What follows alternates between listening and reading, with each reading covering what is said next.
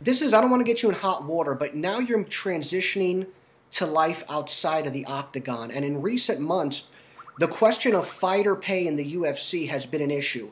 Some guys like John Fitch say, man, you can't make a lot. I was good. I only made about $1.5 million over the course of my life. Other people say, stop crying, you little sissy. You can make a lot if you do well. What's your take on fighter pay in the UFC? Well, listen, everybody is put on their own schedule. What the UFC negotiates with me is different than what they negotiate with somebody else, and so on and so forth.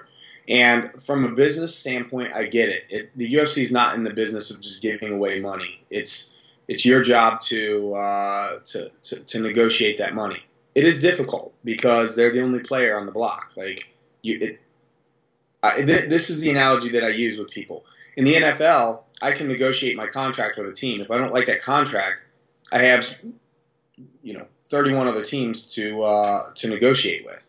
And I know it's not that easy, but the point is that there are other sources that you can go to. The UFC is the only player, so it does give them a bit of an edge. But kudos to them for having a great business plan. I've never been one to talk about fighter pay with somebody else. I know that there are fighters out there that make way more money than I do, and I would never complain if somebody wanted to add a decimal place to my paycheck.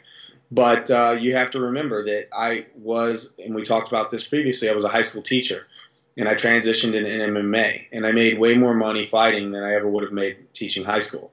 And honestly, Dave, I feel blessed that I've been given the opportunities I've been given, and I feel blessed that I've made the money that I've made.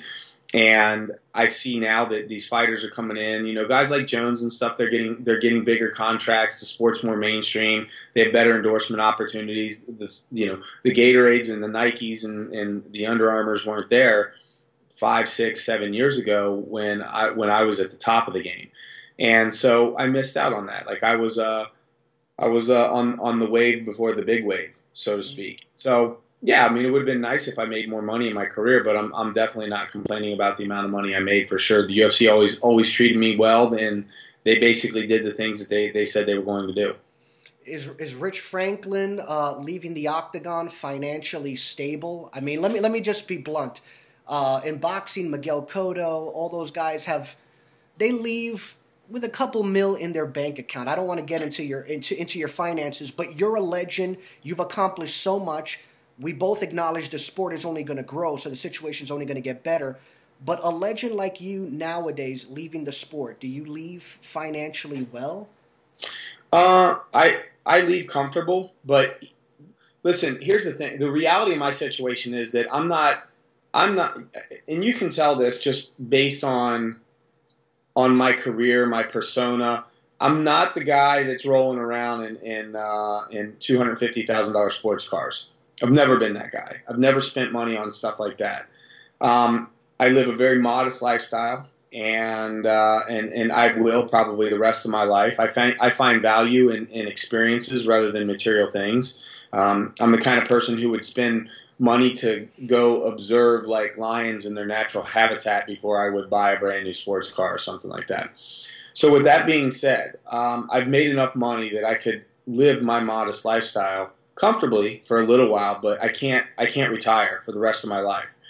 If I could just retire for the rest of my life and never work, I don't know that I would have opened up Zealand as a business venture. Instead, I would have just taken my passion for teaching people and gone and done lifestyle lectures or motivational speeches or something like that just for fun. And for me, like I would do a bunch of charity work, I've done tons of things in the past for disabled veterans, for Children's Hospital here in Cincinnati and things like that. Like I've been involved in a lot of different things. So, I'm not going to be able to just put it on cruise control the rest of my life. I'm going to have another financial source to make money and to live comfortably for the rest of my life. My funds would definitely run out before my heartbeat did. That's for sure. Dana White, a good guy to work with, tough guy to work with. I don't want, I know you're still working with him, so I don't want you getting into any trouble, but just good guy to work with, tough guy to work with? Yes. He's Dana, man. I mean, listen, you see how Dana interviews, and he's the UFC didn't become the number one MMA organization in the world, the most recognized MMA organization in the world by being pushovers. That's just business. That's how they are.